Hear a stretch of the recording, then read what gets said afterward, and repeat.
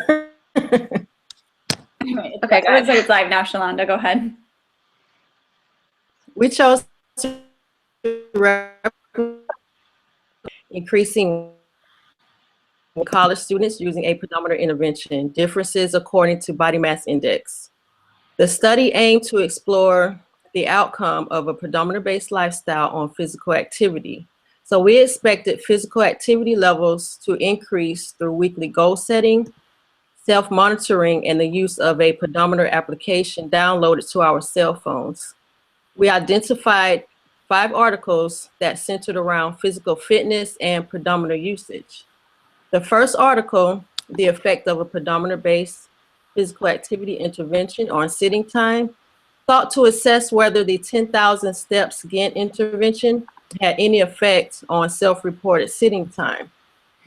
648 randomly selected participants ages 25 to 75 from Ghent, Belgium were used for the implementation, while 592 participants from Aalst were used as a comparison community. Both groups were given the International Physical Activity Questionnaire, or IPAQ, and a pedometer log. The participants were asked to complete their activity logs at the end of each day for 7 days. An analysis was conducted using SPSS and analysis of covariance. The change in sitting time in the intervention participants who increased their steps was significantly different from the change in the comparison participants who increased their steps. So after 1 year of intervention, day sitting times were reduced in the intervention community, while sitting time increased in the comparison community.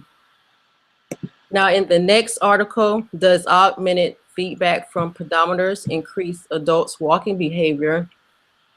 This article investigated whether feedback from pedometers motivated adults to increase their walking behavior.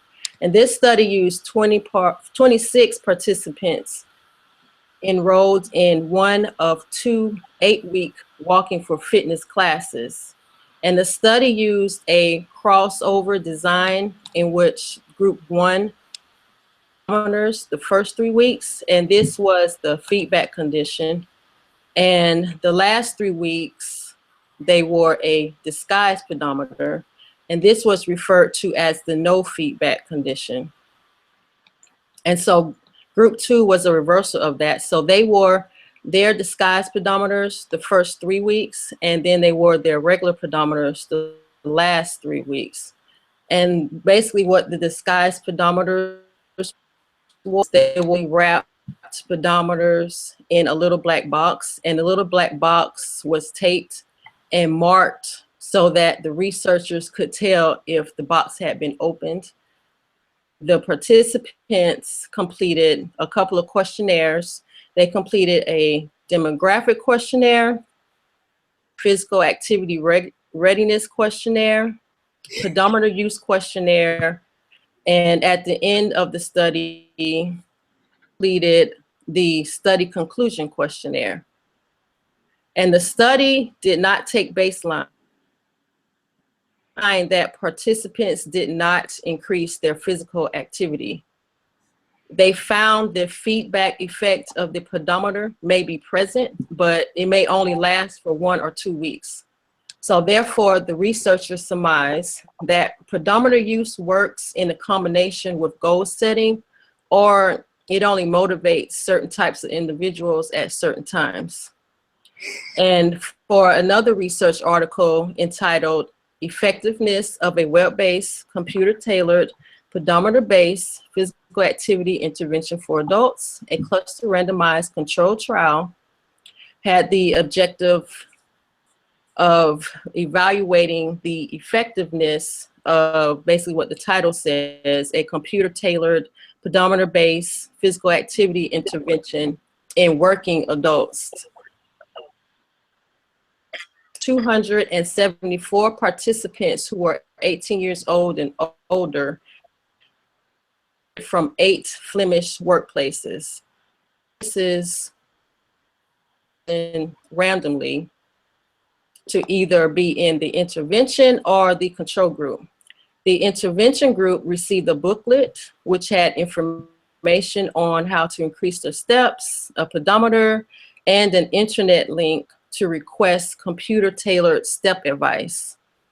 The control group participants did not receive any intervention components. Now, this self-reported and pedometer-based physical activity were assessed at baseline, at 1 month, and at 3 months post-baseline. Physical activity and sitting time were measured with the IPAQ. So in conclusion, a computer-tailored pedometer-based physical activity intervention was found to be effective in increasing both pedometer-based and self-reported levels of physical activity. So the results reveal that the pedometer, the information booklet, and the computer-tailored step advice has the potential to enhance objectively measured daily step counts in both the total sample and the at-risk sample. Okay, so the fourth article that we looked at was a meta-analysis of college students' physical activity behaviors written by Keating, Guan, Pinheiro, and Bridges in 2005. And the team investigated college students to examine their physical activity. Through their research, they discovered that physical activity is lacking for adults who are attending college. Daily physical activity and everyday activities is no longer sufficient for adults as their bodies change from childhood. This article is a meta-analysis of various forms of research on physical activity for adults and college students. According to the article, college students will most likely not get involved in physical activity if they are simply asked to be active. They must be encouraged and inspired to make the decision for themselves to become more active outside of their daily activity.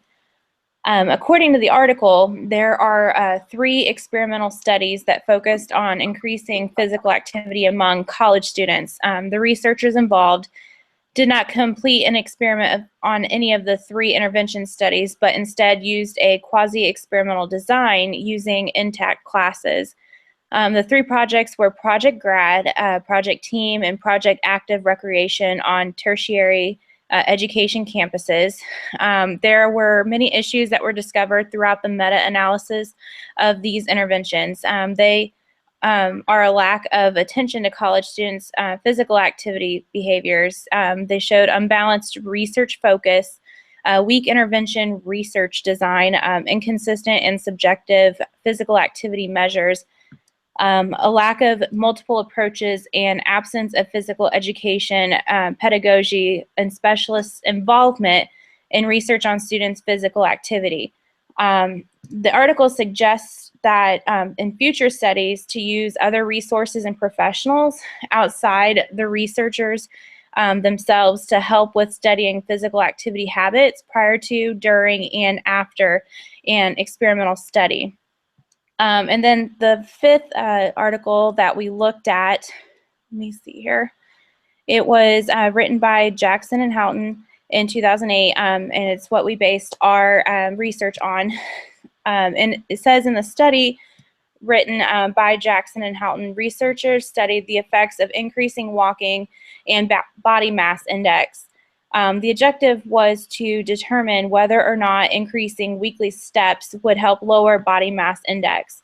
There were 200 college students who were used in this experiment. These students were enrolled in a health and fitness course. Participants were then given pedometers to wear 5 days a week for 12 weeks. They were also required to complete a questionnaire assessment before and after the experiment. The students who participated recorded their daily steps at the end of each day on a Microsoft Excel spreadsheet. To analyze the data, the SPSS version 14.0 was used. Researchers also used descriptive statistics to assess demographic data of the participants and a one-way analysis of variance to determine group differences. Results shows that there was not a significant group difference in the average number of steps at week 1. One of the study's findings was an overall increase in number of steps per day throughout the entire experiment. Researchers also discovered that the changes in steps per day did not affect body mass index.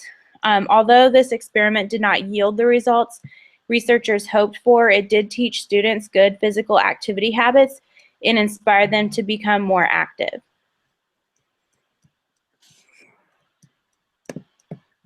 So I'm going to go over methods that we used. Participants in group 2 included Monica Keller, Haley Kissel, Lauren Mullins, Tukes Wilder. The setting took place in each member's respective hometowns throughout their day-to-day activities. Members formally met weekly over the video chat Google Hangouts and communicated as needed with questions and support for each other over the group texting phone app, WhatsApp. Materials. Group members each used a smartphone that was able to download the app WhatsApp to communicate via group text and the app Pacer taken.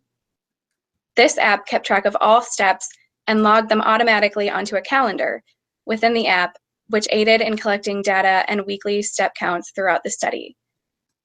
Members to compile all steps taken each week and calculate the average per week, as was required for replicating the study, as well as for other members to track and collect IOA data. Each member kept their phone on person at all times when moving in order to track all steps taken during the day by the Pacer app for 5 days a week, Monday through Friday. No physical material was needed for taking steps, but some members used treadmills to walk or run during their days. A collection, group members also used computers and the program Microsoft Excel to track and graph daily and average steps for the week, and the video chat forum called Google Hangouts for weekly meetings. Internet access was needed for this as well.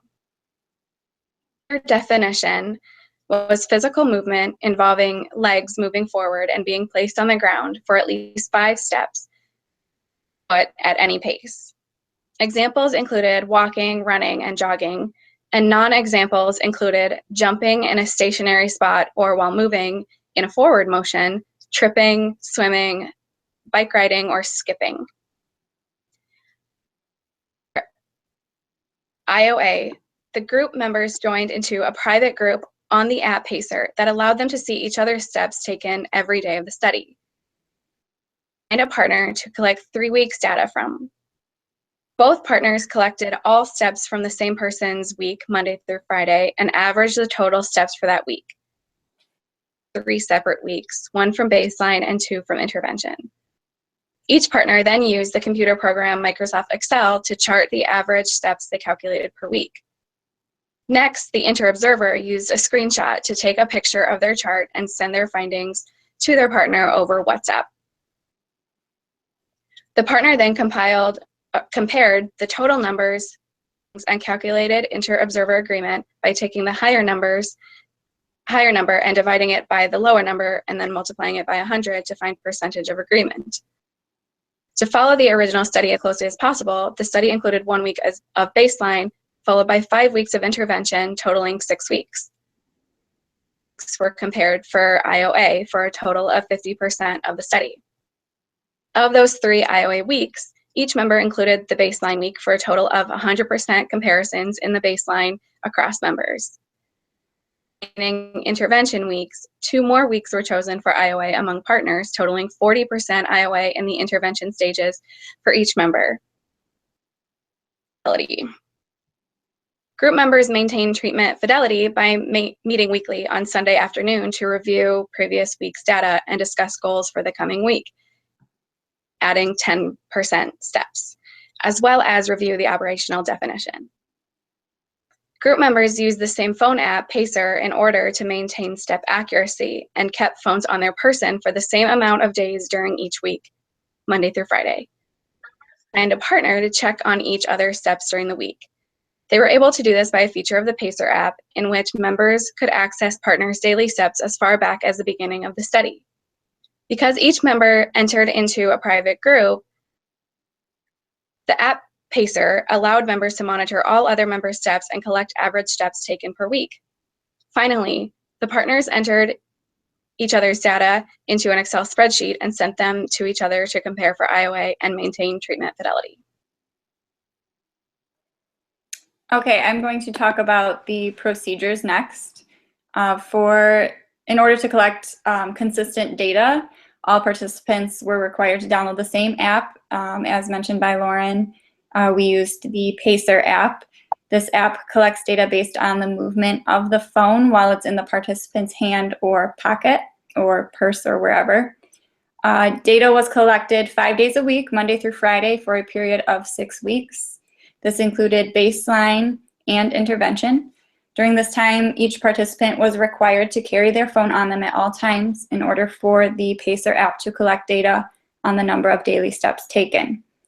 Week 1 served as a baseline measure during which participants kept to their normal routines. No emphasis was placed on obtaining a certain number of steps during this week.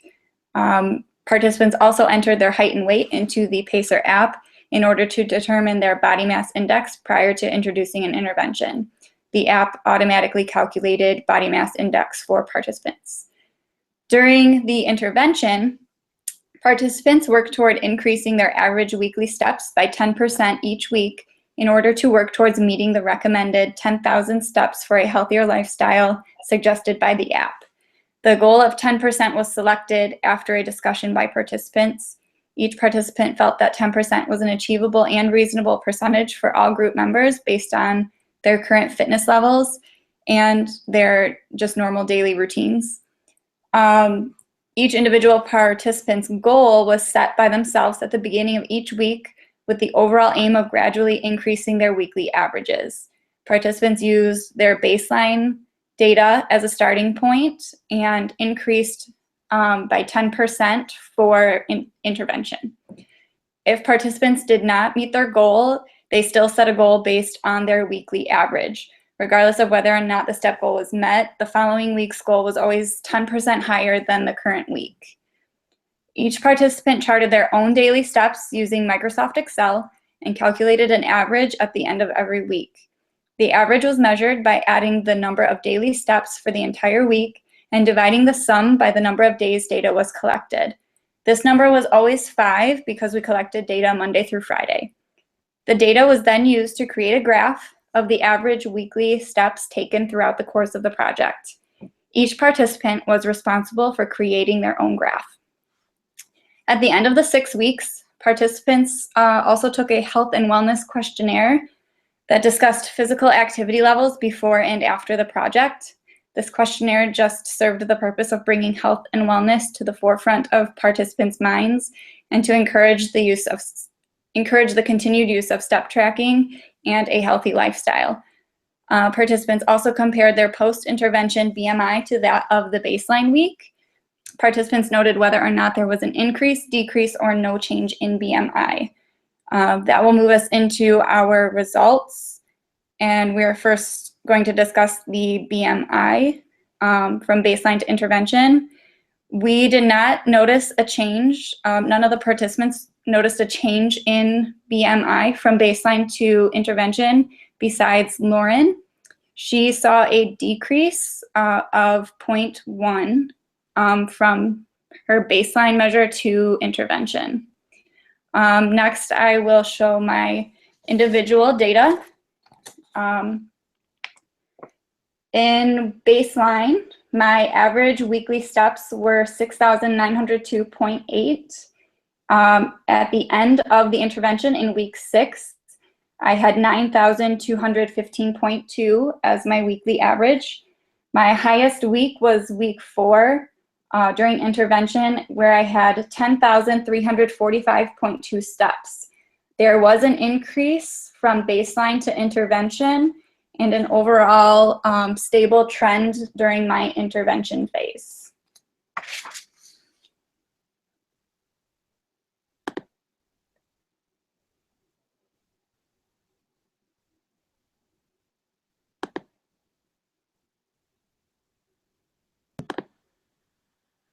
Okay. Haley, do you want to go next?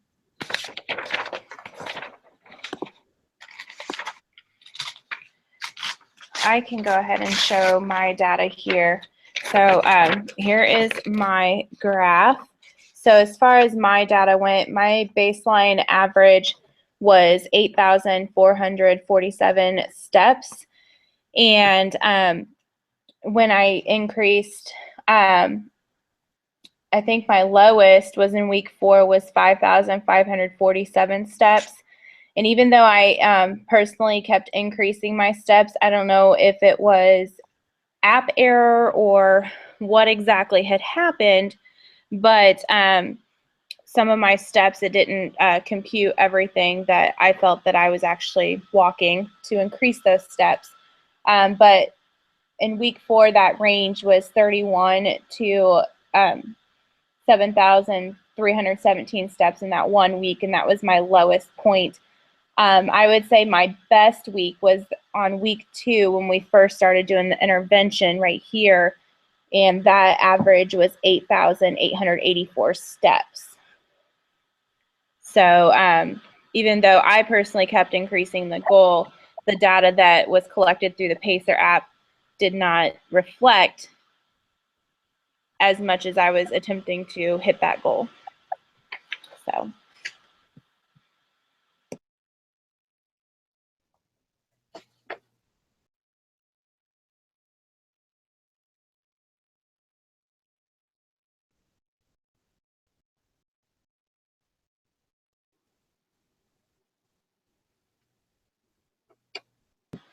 Haley, we can't hear you.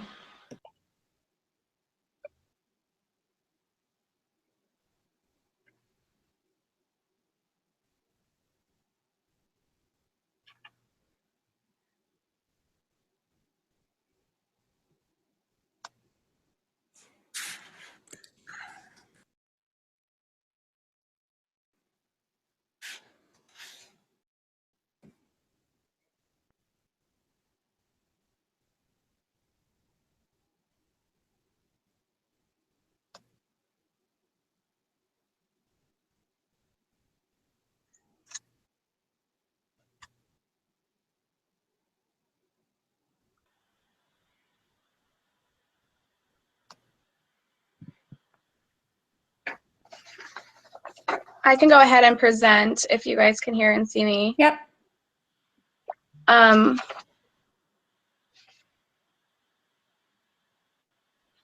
So during week 1 baseline, I walked an average of 1,347 steps versus my last week in which I walked an average of 4,403. And that was my highest week. As you can see, there is an upward trend line in my graph. You can see that it kind of increases a lot more as the weeks go on, but my highest week was my last one with an average of 4,403.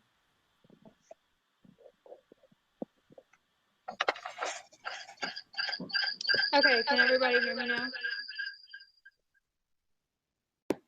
Yeah, you're Yes. echoing. You just have to get off that other one. There you go. Yep, okay. Sorry, there was an error, I guess, with my computer, so I switched to my phone. So here is my data. I hope everybody can see it. Okay.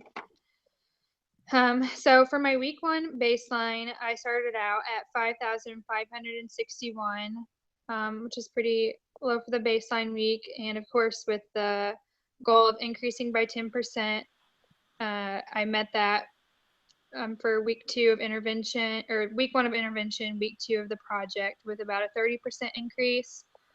And then I continue to increase for week 3 with a 40% increase to week 3 with approximately 10,000 steps. And then from there to week 4 and 5, I had about a 25% decrease and then about a 7% decrease. And then I ended on week 6 with about a 7% increase back up to about 8,500. So overall, it seems like I sat right around the 8,000 steps range by the end. And my range was anywhere from 2,500 to 7,800, depending on the week. And that was calculated by the lowest amount of steps daily steps and the largest amount of daily steps, the difference. So that is my results graph. Okay, and I'm going to just share my screen if you don't mind.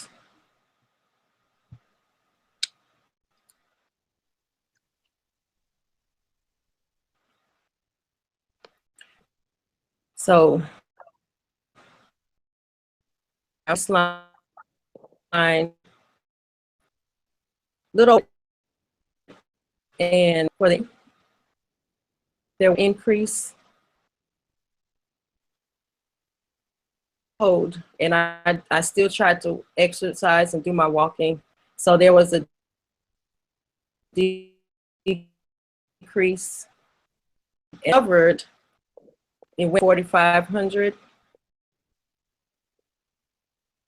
In weeks found a decline. And I know I did have issues, as mentioned, there was issues with my app. And so as you can see, there's a decrease, my walking.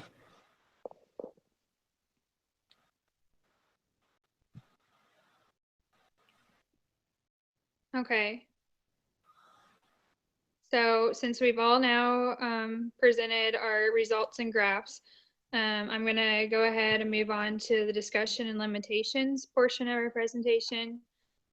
So I'll briefly discuss the results and then follow up with the limitations, the replication design. So our overall goal was to increase the steps per week by, or per day by about 10%. And overall as a group, we definitely saw the increase, probably more than what we hypothesized. So this indicates that the pedometer use and accountability did definitely play a role in increasing our average steps per day. Overall, as a group, though, we were split in noticing that utilizing a pedometer device contributed significantly to increasing steps per day.